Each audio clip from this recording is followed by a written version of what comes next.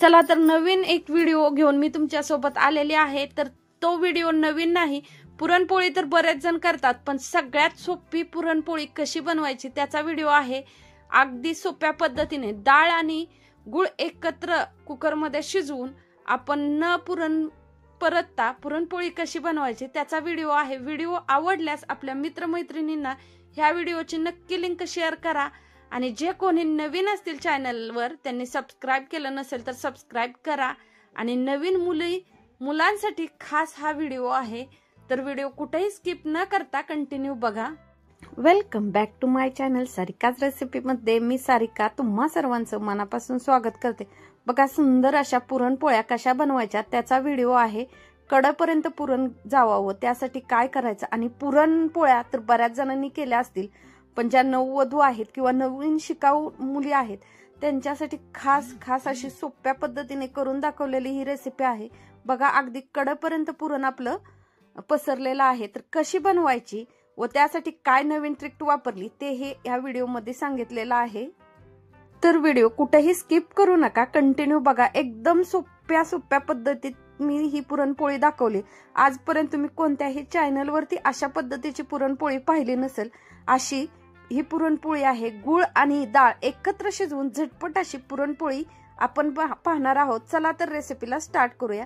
बघा त्यासाठी मी एक वाटी हरभऱ्याची डाळ घेतलेली आहे। ती पाणी ओतून पाण्यामध्ये भिजत ठेवली। तुम्हाला जर वेळ असेल, तुम्हाला अगदीच इझी करायचं असेल तर तुम्ही रात्री झोपताना ही डाळ भिजत ठेवा, पण काय वेळेस ते नैवेद्याला चालत नाही, त्याच्यामुळे मी 1 तास अगोदर डाळ भिजत टाकते। जसं की सकाळी उठून बरे आमच्या घरचे म्हणतात ती शिळी होती, त्याच्यासाठी आम्ही दुसऱ्या दिवशी सकाळीच टाकतो, पण 1 तास भिजत ठेवतो। चला तर मी 1 तास डाळ भिजत ठेवली होती। बघा मग मी एक कुकर घेतलाय, 5 लिटरचा कुकर आहे तो घेतलेला आहे। ह्याच्यामध्ये 3 वाट्या पाणी टाकायचे। आपली डाळ जी आहे ती अर्धा किलो आहे, माझी वाटी खूप मोठी आहे, अर्धा किलो डाळीच्या पोळ्या दाखवते। तर मी अर्धा किलो डाळ म्हणजेच 1 वाटी डाळ घेतलेली आहे। त्यासाठी मी त्याच साईजच्या 3 वाट्या पाणी घेतलेला आहे आणि गुळ जो आहे तो पाव वाटी घेतलेला आहे। गुळ आपल्या चवीनुसार कमी जास्ती करू शकता। बघा मी पाऊण वाटी गुळ घेतलेला आहे। तो गुळ ही ह्या पाण्याबरोबर मी ह्याच्यामध्ये टाकलेला आहे आणि चांगलं पाणी उकळवून घ्यायचे। पाणी उकळलं की आपण जी डाळ घेतलेली होती ते पाण्यातून काढून घ्यायची। बघा सगळ्यात पहिलं तर पाणी उकळल्यानंतर ह्याच्यात मीठ टाकायचे, हळद टाकायची आणि 1 चम्मच तेल टाकायचं आहे। तेल टाकल्यानं खाली आपली डाळ लागली जात नाही व डाळ शिजण्यास मदत होते। चला तर मी डाळ बघा आता स्वच्छ धुवून घेतलेली आहे आणि पूर्ण सुक्की करून घेतली। डाळ नितळून घेतली की ती ह्याच्यामध्ये टाकून घ्यायची। परत एकदा सांगते, 3 वाट्या पाणी आणि पाव वाटी गुळाचंही पाणी होतं, त्याच्यासाठी 1:3 असं प्रमाण घ्यायचंय। प्रमाण अतिशय योग्य घ्यायचं आहे। आपल्याला पुरण जास्ती वेळ परतायचं नाही, पुरण परतता येत नाही बऱ्याच जणांना, त्याच्यासाठी ही नवीन ट्रिक आहे। पुरण कसं परतावं तेही ह्यामध्ये सांगितलेलं आहे। चला तर आता आपण एवढं सगळं करून घेतलंय, तर आता झाकण लावून ह्याच्या छान अशा शिट्ट्या काढून घेऊ। शिट्ट्या काढून घेताना ज्याच्या त्याच्या कुकरच्या अंदाजे शिट्ट्या काढायच्या आहेत। तर माझ्या कुकरच्या मी 5 शिट्ट्या काढून घेणार आहे। गूळ टाकल्यानंतर डाळ थोडी वातडली जाते, तर त्यासाठी नेहमी तुम्ही 3 शिट्ट्या करत असाल तर ह्यावेळेस 5 शिट्ट्या करा आणि तुमच्या कुकरला कमी जास्ती शिट्ट्या लागत असतील तर त्या अंदाजे करा। सगळ्यात पहिलं तर मोठ्या गॅसवरती 2 शिट्ट्या करून घ्यायच्या आहेत आणि मीडियम गॅसवरती 3 शिट्ट्या करायच्यात, म्हणजे डाळ छान अशी गाळ शिजली जाते। चला शिट्ट्या होत आहेत तोपर्यंत आपण पीठ कसं मळायचं ते पाहून घेऊया। चला तर आपण अर्धा किलो डाळीच्या पोळ्या बनवतोय। तर बघा 1 वाटी मी डाळ घेतली होती, त्याच वाटीने मी 1.5 वाटी पीठ घेतलेलं आहे।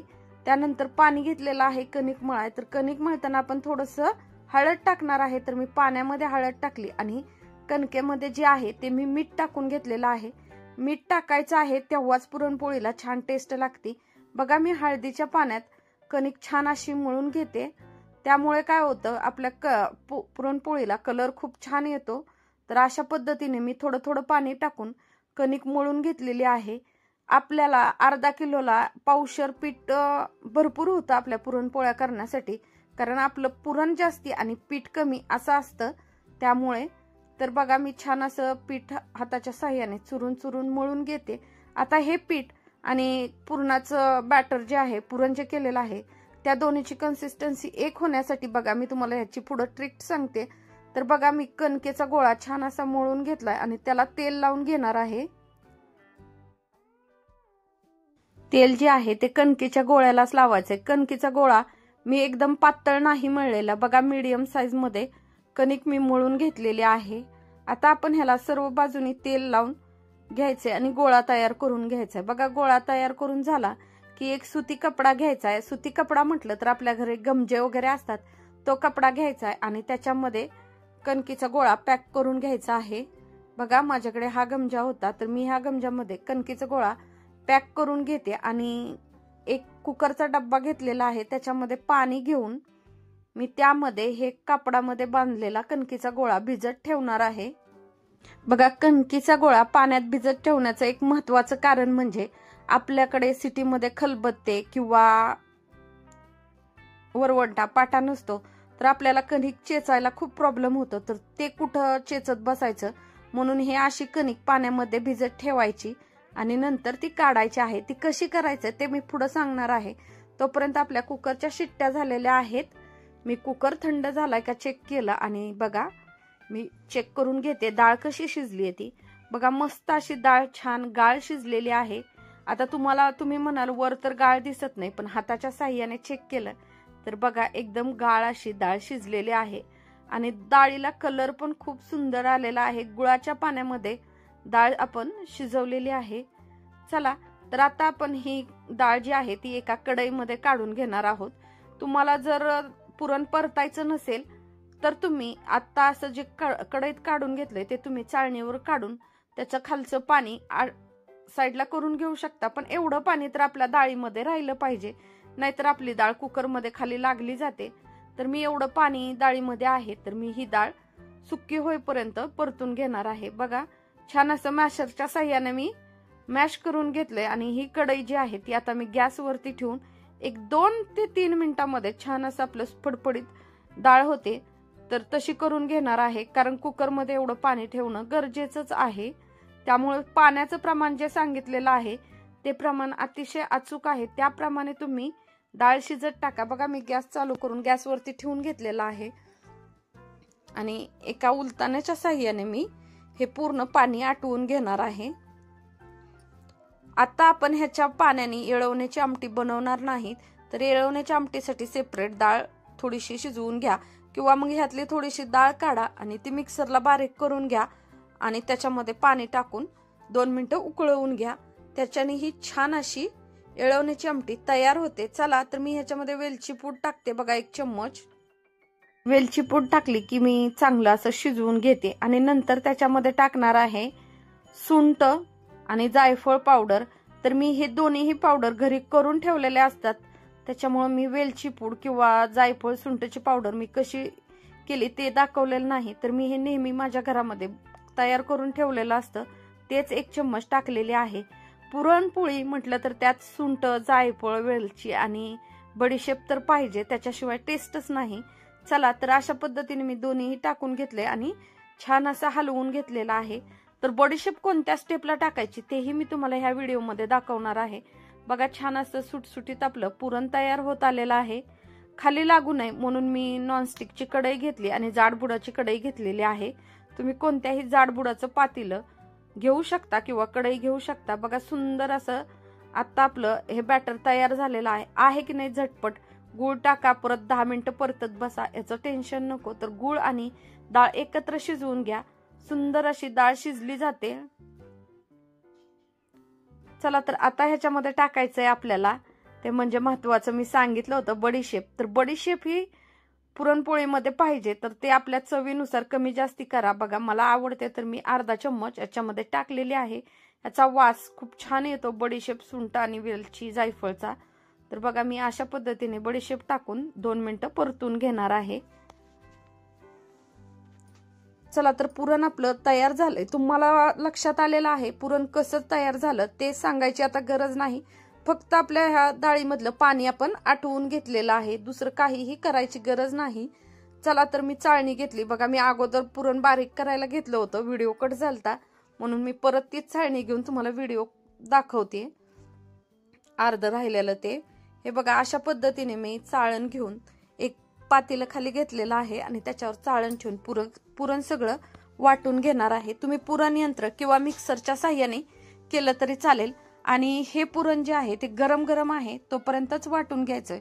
जर जास्ती पुरण असेल तर तुम्ही पहिलं पुरण वाटेपर्यंत आपल्या पातेल्यावरती किंवा कढईवरती झाकण ठेवून द्या। बघा पुरण एकदम पेड्यासारखं मऊ लुसलुशीत असं झालेलं आहे। चला तर पुढे आता आपल्याला पुरण बारीक करून घेतले। आता जी आपण कणकेचा गोळा तयार करून घेतला होता तो दाखवते। बघा अशा पद्धतीने मी पाण्यामध्ये ठेवला होता तर पाणी मी नितळवून घेते। तेल लावण्याचं कारण एवढंच आहे की आपली कणिक पाण्यामध्ये जास्ती पातळ होत नाही, तर खूप छान अशी कणिक तयार होते। नाहीतर सगळेजण म्हणतील नंतर तुम्ही पाणी लावायला पाहिजे होतं। तर अशा पद्धतीने अगोदर पाणी लावून घ्यायचंय। चला तर आता कणकेचा गोळाही छान असा तयार झालाय, पुरण पण छान तयार झालंय। तर मी कणिक जी आहे ती परातीत घेऊन आता पोळ्या लाटायला घेणार आहे। का तुम्ही तेलची पोळी करत असाल तर तुम्ही आता ह्या स्टेपला परत एकदा तेल लावा आणि पूर्ण कणकेचा गोळा चांगला मळून घ्या, म्हणजे तेलची पोळीला पीठ लावत नाही, त्यासाठी ही कृती आहे। तर आपण पिठावरच्या पोळ्या करणार आहोत। तर बघा मी एक साईडला पीठ घेतलंय, एका डिश मध्ये तेलही घेतलेलं आहे, पुरण पण करून झालंय। तर आता ह्याचे गोळे तयार करून घेऊया। त्यासाठी मी एक कणकेचा पेढा एवढा गोळा घेतलेला आहे आणि तो गोळा पिठामध्ये घोळून अशी त्याची छान अशी वाटी तयार करून घ्यायची।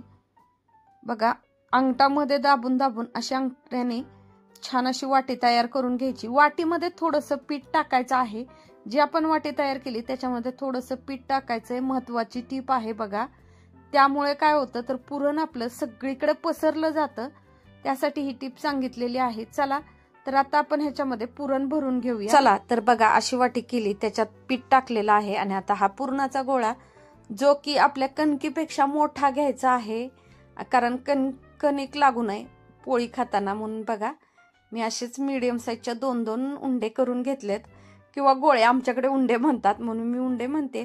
तर असे जे करून घेतलेत आणि आता बघा हे केल्यानंतर पण ह्याच्यावरती पीठ टाकायचं आहे, जेणेकरून आपलं मधलं पुरण जे आहे ते कडेपर्यंत पसरल। अशा पद्धतीने करून घ्यायचे। मी थोडंसं पुरण काढून घेतलं कारण प्रमाण खूप झालं होतं तर पोळी फुटू शकते, त्यासाठी बघा मी असा उंडा तयार करून घेतलेला आहे। एकदम मस्त असं पुरण आणि कणिक झालेले आहे, तर जे उंडा आहे तो एकदम छान इझिली झाला। बघा अशाच पद्धतीने मी उंडे करून घेते आणि पोळी करून घेते। आणि महत्वाची टीप म्हणजे पोळी करताना जर पहिली पोळी चिरली किंवा तुटली तर घाबरून अजिबात जायचं नाही, कारण एखादी पोळी तर तशी होते, आपल्याला पुरणाचा अंदाज बसेपर्यंत तेवढं होतं। तर एखादी पोळी चिरली किंवा तुटली तर न घाबरता आपण दुसरी पोळी करायची, कारण नवीन ज्या मुली असतात शिकणाऱ्या त्यांना वाटतं की मला पुरणपोळी येत नाही, पण बऱ्याच जणांकडून असा प्रॉब्लेम होतो की पहिली पोळी तर थोडीफार इकडे तिकडे होती, कारण पुरणाचा अंदाज येत नाही, कणकेचा अंदाज येत नाही त्याच्यासाठी। पण आपलं पुरण आणि कणकेचं प्रमाण अतिशय योग्य झालेलं आहे। बघा दोन्ही वेळेस मी एकसारखे उंडे भरून घेतलेले आहेत आणि वर असं थोडंसं कणिक काढून घ्यायची आणि त्याचं तोंड जे आहे ते दाबून घ्यायचं, म्हणजे जास्ती कणिक लागत नाही। चला तर असे उंडे तयार करून घेते आणि मी पोळ्या कशा लाटायच्या तेही तुम्हाला दाखवते। चला तर आता आपण पोळी लाटून घेऊया। बघा पहिली पोळी मी लाटलेली आहे, पण नेहमी सारखं विसरून मी व्हिडिओ चालू केला नव्हता, तर आता जी दुसरी पोळी लाटते त्याच्यासाठी मी व्हिडिओ चालू केला, माझ्या लक्षात आलं तर, आणि मी तुम्हाला अशा पद्धतीने पोळ्या लाटून दाखवते। बघा पोळीला असं सारखं हे करायचं नाही, ह्या अंगावरून त्या अंगावर, एकाच साईडनी व्यवस्थित पोळी अशी लाटून घ्यायची आहे। चला तर आपण पिठावरती पोळी लाटतोय तर थोडंसं पीठ टाकून पोळी लाटून घ्यायची इकडे तिकडे। तुम्हाला जर तेलची पोळी करायची असेल तरीही तुम्ही करू शकता। बघा मी पिठावरची लाटून पोळी बनवते, तर अशा पद्धतीने पीठ लावून पोळी बनवणार आहे। माझी पहिली पोळी ही तव्यात आहे, तीही भाजायची चालली आणि अशा पद्धतीने ही पोळी ही लाटायची चालली। बघा मी पोळी न उलटता फक्त फिरवून घेतली, ज्या साईडनी जाड वाटेल त्या साईडनी बेलनं फिरवून घेतलेला आहे। अशा पद्धतीने आपल्याला सर्व पुरणपोळ्या लाटायच्यात आणि छान अशा भाजून घ्यायच्यात। बघा जिथं जाड वाटेल तिथं फक्त बेलनं फिरवायचंय आणि पुरणपोळी तयार करून घ्यायची। तुम्हाला जर व्हिडिओ मध्ये दिसत असेल की आपलं पुरण जे आहे ते कडेपर्यंत पसरलेलं आहे. चला आता मी पोळी तयार झाली आणि छान अशी भाजून घेते. आणखी उंडे करून मी छान अशा पोळ्या तयार करून घेणार आहे. तुम्हाला मी पोळी कशी भाजायची तेही दाखवते बघा. जे कॅमेरा आहे तो मी फिरवून घेते. चला, तर तुम्हाला दोन्हीही एका वेळेस जमत नसेल पोळी लाटायला आणि उंडे भरायला, तर तुम्ही उंडा अगोदर भरून ठेवला तरीही चालेल. छान अशी आपली पोळी तयार झाली. कडेपर्यंत पुरण पसरलेलं आहे आणि पोळी छान अशी भाजून घेते बघा. कॅमेरा थोडासा मी वरती करून दाखवते. छान अशी टंब फुगलेली आपली पोळी तयार झालेली आहे.